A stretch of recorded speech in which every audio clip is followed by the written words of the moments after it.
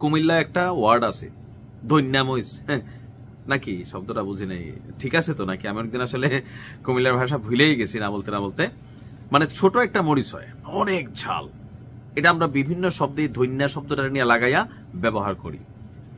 জিনিসটা ছোটখাটো, বাট এটার প্রভাব কার্যকরিতা অনেক।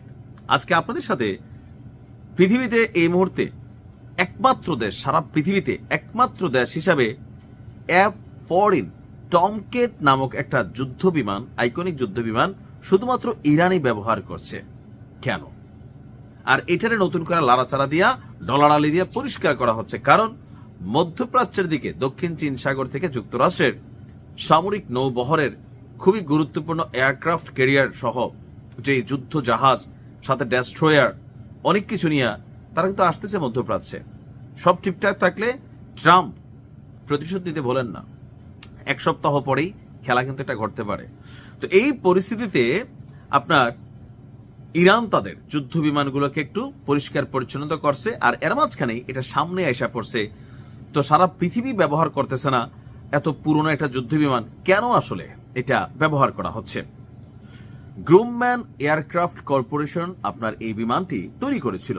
এটা সুপারসোনিক এবং পরিবর্তনযোগ্য ডানা বিশিষ্ট শক্তিশালী একটা যুদ্ধ বিমান। এটা একসময় মার্কিন বিমানবাহী রণতরীগুলোর প্রধান শক্তি ছিল। 1970-এর দশক, যখন মধ্যপ্রাচ্যে আমেরিকার অন্যতম মিত্র ছিল ইরান। কখন ছিল? এটা ছিল ওই যে রাজা পাহলভি, এই মুহূর্তে যে আমেরিকাতে বসে আছে নির্বাসিত, তার বাবার যখন ক্ষমতা পতন হয়েছে ওই সরকারের সাথে, তখন তৎকালীন শাহ মোহাম্মদ রেজা পেহলভির শাসনামলে বন্ধুত্বের নিদর্শন হিসাবে দেশটিকে ৭৯টি F-14 বিমান সরবরাহ করেছিল যুক্তরাষ্ট্র। অর্থাৎ এই বিমানগুলো যুক্তরাষ্ট্রেরই তৈরি। সো বুঝতে হবে যে এগুলা অবশ্যই কি পরিমাণ কার্যকর বা শক্তিশালী ছিল। বন্ধুত্বটা এমন পর্যায়ে ছিল যে ৭৯টা যুদ্ধ বিমান তৎকালীন সময় দিছে ইরানকে, যেই গণতন্ত্র এখন আবার ফিরাই আনতে চায়। যে আমেরিকাতে থাকা রেজা পেহলভি বলে দিছে যে আমি ক্ষমতায় আসলে ইসরায়েলকে স্বীকৃতি দিব, প্লিজ আমাকে ট্রাম্প বাবা একটু ক্ষমতায় বসান। ট্রাম্প বলে চালাইব, হ্যাঁ আছে তার নমুনা। তো যাই হোক, ওই লোকের বসাবে না, আমেরিকার অন্য চিন্তা। তবে এই যুদ্ধ বিমানটা কই থেকে আসছে নিশ্চয়ই এবার বুঝতে পারছে যে আমেরিকার জিনিস দিয়েই আমেরিকাকে ঘায়েল করার চেষ্টা। 1979 সালে বিপ্লবের পর যখন নতুন এই ইসলামিক রিপাবলিক সরকার আসে, তখন থেকেই আপনার সম্পর্কের অবনতি ঘটে। এর ফলে যুক্তরাষ্ট্র ইরানের উপর সামরিক নিষেধাজ্ঞা আরোপ করে এবং যুদ্ধ বিমানের যন্ত্রাংশ সরবরাহ কমিয়ে দেয়। কয়েক দশক ধরে যন্ত্রাংশের তীব্র সংকটে থাকা ইরান তাদের এই মূল্যবান বহর সচল রাখতে হিমশিম খাচ্ছে। পরিস্থিতির প্রয়োজনে তারা ক্যানিবালাইজেশন বা একটি বিমানের যন্ত্রাংশ খুলে অন্য বিমানে লাগানোর পদ্ধতি অবলম্বন করছে, যাতে বিমানগুলো আকাশে উড়ার উপযোগী রাখা যায়।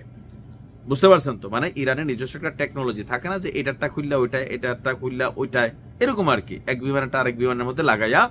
আর এর পাশাপাশি IRGCর মাধ্যমে তাদের যেই গবেষণা টিম আছে, যারা সামরিক মানে মিসাইল, ক্ষেপণাস্ত্র, ড্রোন উৎপাদন করে, তাদের মাধ্যমে এগুলোর বিকল্প পার্টস এবার ইরান নিজেই তৈরি করতেছে। তবে অরিজিনালটার মতন 100তে 100 না হলেও আকাশে লড়াই করতে সক্ষম, এবং এগুলাতেও প্রযুক্তির ব্যবহার করেছে। বাট বডিটা ভালো আছে আর কি, মেন বডিটা।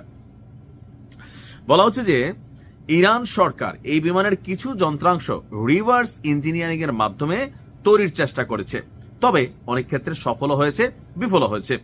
মার্কিন নৌবাহিনী এই বিমানটাকে এখন আর ব্যবহার করছে না, বিশেষ করে শক্তিশালী রাডার এবং AIM-54 ফিনিক্স মিসাইল বহনের ক্ষমতার জন্য এটা ব্যাপক আলোচিত। তো কতটা সক্রিয় আছে এটা এখনো জানা না গেলেও বলা হচ্ছে যে আপাতত আপনার পারস্য উপসাগরে থাকা মার্কিন বাহিনীর জাহাজগুলোর জন্য এই বিমানগুলো এখন মোটামুটি একটা বড়সড় রিয়াকশন দিবে নাকি দিবে না, সময় বলে দেবে। আর ঐতিহাসিকভাবে এই F-14 টমকেট আকাশ যুদ্ধে বেশ সফল ছিল। 1989 সালের 4 জানুয়ারি লিবিয়া উপকূলের কাছে মার্কিন রণতরী USS জন এফ কেনেডি, সেখান থেকে উড্ডয়ন করা দুটি F-14 যুদ্ধ বিমান লিবীয় বাহিনীর দুটি MiG-23 বিমানকে শেষ করে দিয়েছিল। অর্থাৎ এটার কার্যকারিতা একসময় আপনার ভালোই ছিল।